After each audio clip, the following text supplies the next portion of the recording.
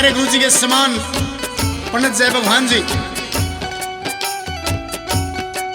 उनने एक प्यारी सी रचना की है कि जो भी भक्त सच्ची श्रद्धा से सच्चे मन से बालाजी महाराज की ज्योति जगाता है, बाबा का ध्यान करता है, बाबा को मनाता है और बाबा का चालीसा रखता है, बाबा उसका कल्याण अवश्य करते हैं।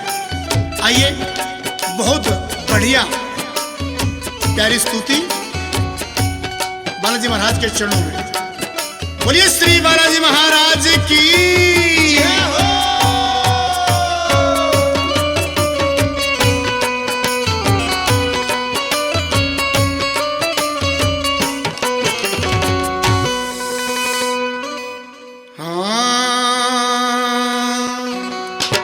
चालीसा बालाजी हनुमान का,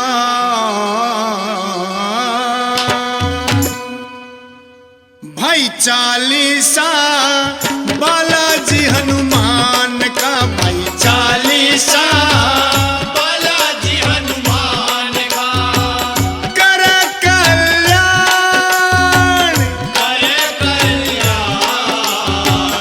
कर कल्याण हर इंसान का। चालीसा बालाजी हनुमान का, चालीसा बालाजी हनुमान का।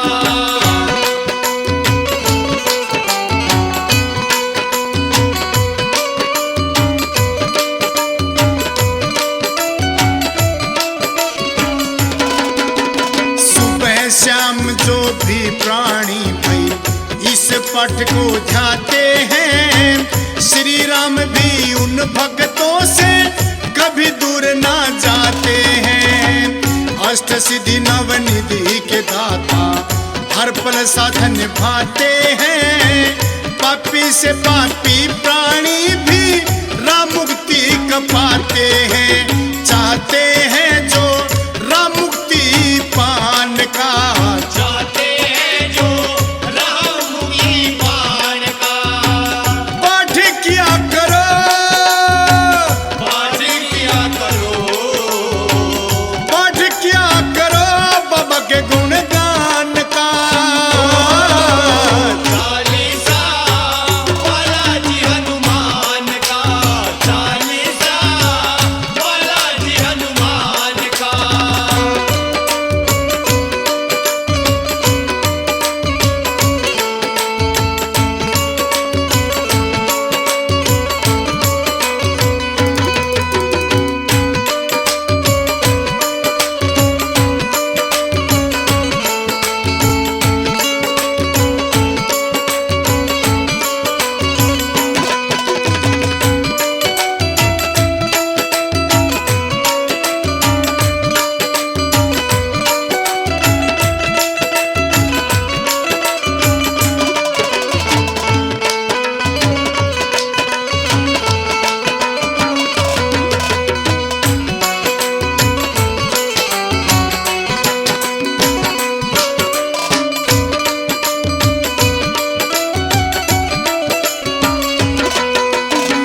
पलका नहीं भरोसा यहाँ कब उड़ जा हंस पंख पसार, चालीसा ही काम आवेगा देख लियो तुम आखिरी बार।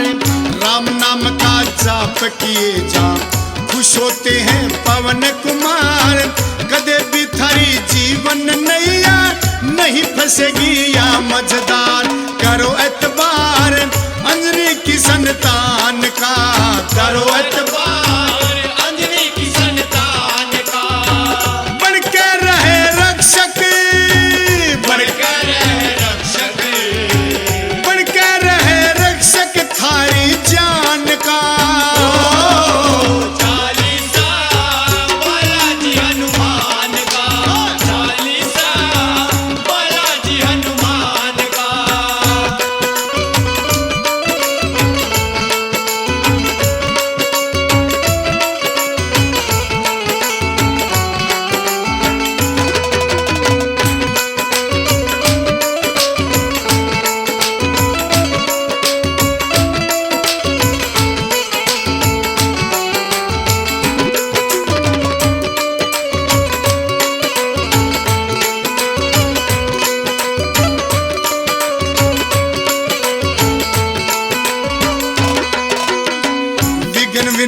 राम उपासक है ये बालाजी महावीर। भक्ति शक्ति देने वाला सबकी लिखता है तकदीर। एक दिन रोज कम हो घट गए नीरज शर्मा बहवे नीर। बाबा के गुणगान बिनासु देश सबका व्यर्थ शरीर। रट रघुवीर कर ले पठ रामायण का, रट रघुवीर कर ले पठ रामायण का।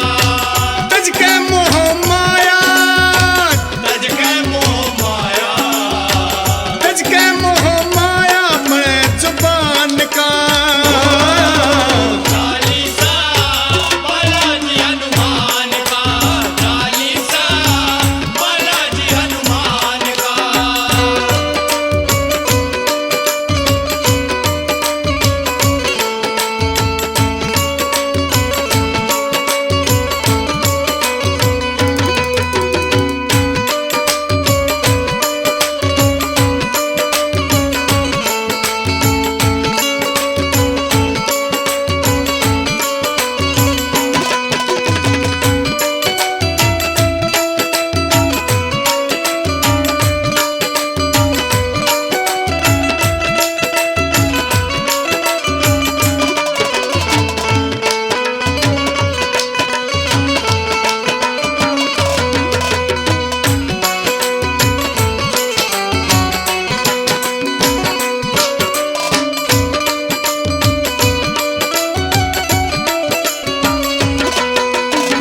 आलू सिंह और गुरु मुरारी भक्तों पे जग करता नाज।